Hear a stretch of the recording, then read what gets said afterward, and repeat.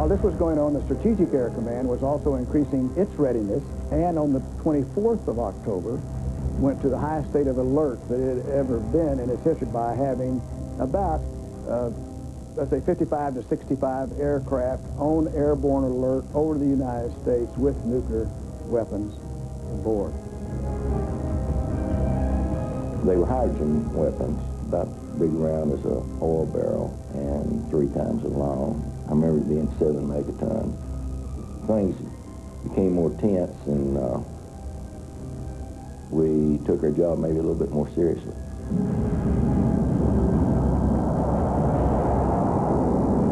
All the Polaris submarines that were ready were put to sea. At the same time, 8 aircraft carriers were moving into position off of Cuba so that they could conduct operations as required in the invasion of Cuba.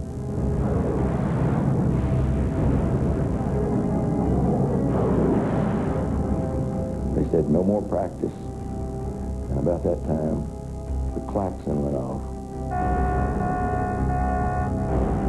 That one we thought was for real. I was running and thinking, I'll never have another carton of cigarettes. I had a child. I had a second child. They were gone. My wife was gone. Shreveport, Barksdale was gone. There was no fear because there was nothing left to have fear about. It turned out that the klaxon had gone off accidentally. Someone had made a mistake and punched it. It was just an accident that it went off. And of course, all we did was start our engines and then go back and have a cup of coffee like we'd done hundreds of times before.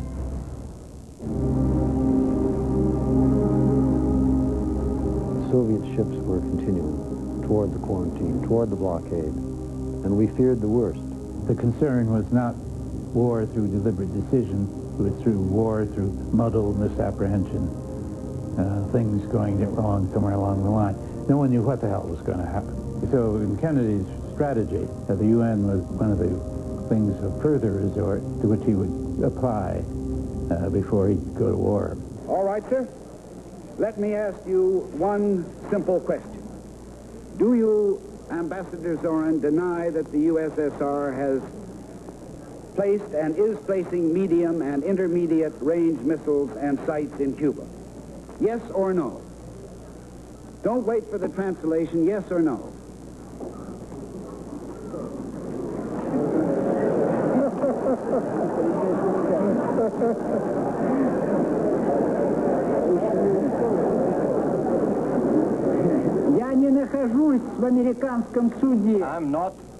I am not in an American courtroom, sir, and therefore I do not wish to answer a question that is put to me in the fashion in which a prosecutor does. In due course, sir, you will have your reply.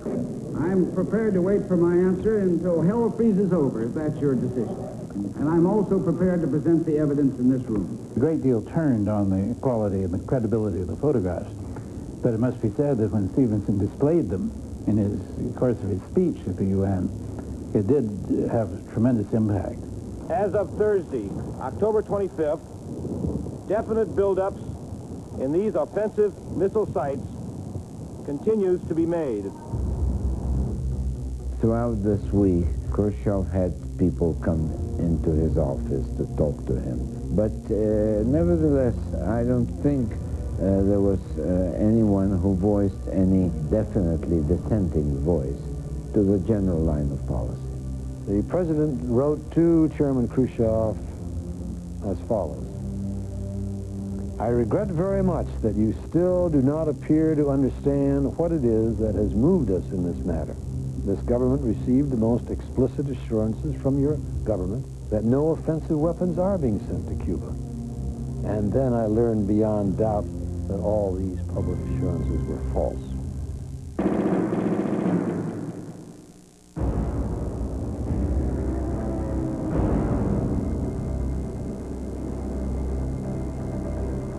We received orders to join the piers to stop this ship that was headed down toward Havana. I remember the executive officer that morning as we were getting dressed, and he made the comment saying, "Oh, this can either be the biggest day in our lives, or we start the Third World War." You know, we knew this was a reasonably dramatic moment. The Commodore wanted dress blues, and he wanted weapons. And so the executive officer and myself tried to maneuver it around to, well, let's be formally dressed, but let's make it dress white. And then the Commodore thought it was going to be in dress white. Maybe we should have swords if it's going to be this formal. Well, the idea of climbing a Jacob's ladder with a sword presented all possibilities of utter loss of dignity. Well, the men were in their dress whites, unarmed. I thought they looked like $1 million. I wasn't keen to carry a weapon. You know, you get over there, it was just going to be a shootout on the forecastle. And the destroyer had 5-inch .38s, and I'd much preferred for them to let go than me having to use a pistol and run around. I had my forward 5-inch gun mount trained on the Rukla the whole time. I don't remember that I told them to load, but it would have only taken us a couple of seconds. It was very much like you'd seen in the old World War II movies. I mean, there were people in their helmets and guns were spinning around and people were charging around. We were aboard around 2 hours. We felt fairly sure that what they said was what was there. There was toilet paper on it. There was basically paper products that were being carried, and in amongst that was toilet paper. The Navy has received from the scene of the boarding the following report. No prohibited material in evidence. Marukla cleared to Havana via Providence Channel. On Friday, October 26th, Alexander Foman, whom we knew to be the head of the KGB in Washington, called John Scally. He was had the rank of full colonel, and he was known as a close friend of Nikita Khrushchev. And so Foman said to Scally, there might be a way out of this. He said, we Soviets will pull the missiles out of Cuba under UN supervision if Kennedy will make a public announcement that the United States will not invade Cuba. They decided that it was such an unusual development, and since it came from the head of KGB, that it probably was an official move. That afternoon, looking at the photography, we could see that the Soviets were attempting to camouflage the missile sites. They were using plastic sheathing, they were using nets and garnishing, and this was a new dimension to the missile sites. There is no evidence to date indicating that there is any intention to dismantle or discontinue work on these missile sites.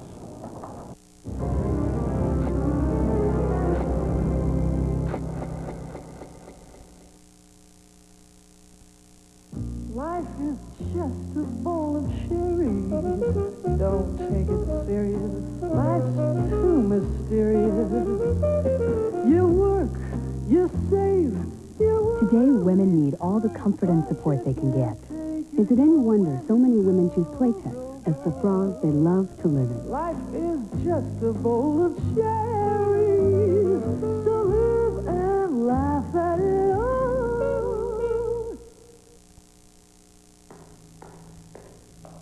Lots of credit cards will give you a cash advance, but there could be a catch. Interest charges.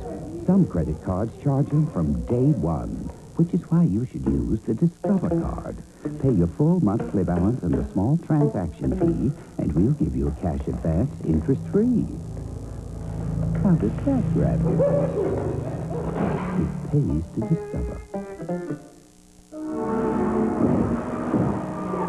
Car accidents can happen anytime, and they happen that fast. Trouble is, if you drive after drinking, you can't react that fast. I've handled enough claims to know that designated drivers save lives. They drive and don't drink. Accidents happen, but drinking and driving, that's an accident waiting to happen. Be a good neighbor. Be a designated driver. Here,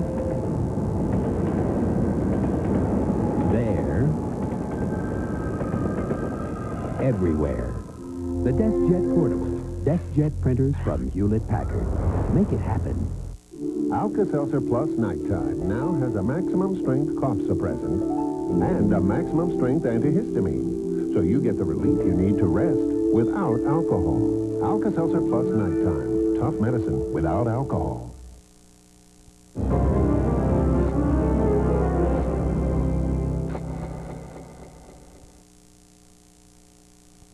Tuesday. Do you hear me?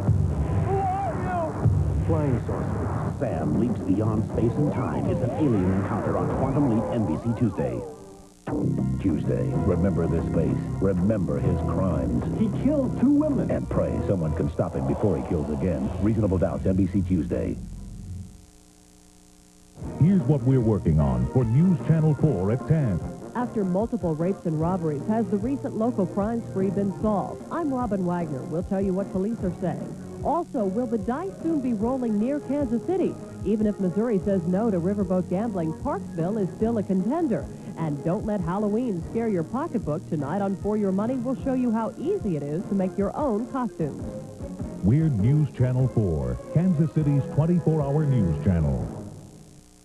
Know what's hot? These terrific-looking washable silk shirts. Terrific low price, too. Only $19.99 each and only at Burlington Coat Factory. Jay Nixon's lies. The Second Injury Fund. Jay Nixon wants to end the slush fund for lawyers. Fact. State Senator Jay Nixon voted to keep the Second Injury Fund going, while he pocketed thousands of dollars from second injury lawyers. Nixon's lies on corruption. And clean up this corruption. In the Senate, Nixon funneled $19 million in state construction contracts to his family business, then tried to cover it up. Prosecutors call Nixon soft on crime, and Nixon opposes the death penalty. That's the truth. He's running for governor to bring change. He has a real plan to get our schools back on track and put Missouri back to work. He's Mel Carnahan. As state treasurer, his sound fiscal management saved taxpayers millions. Mel Carnahan's known for his integrity and high regard for ethics. One paper said he offers the plain speaking of a Harry Truman. Another said no one's better prepared to be our next governor. For a real change in Missouri, Mel Carnahan for governor. Those showers are moving southeast at 71 degrees.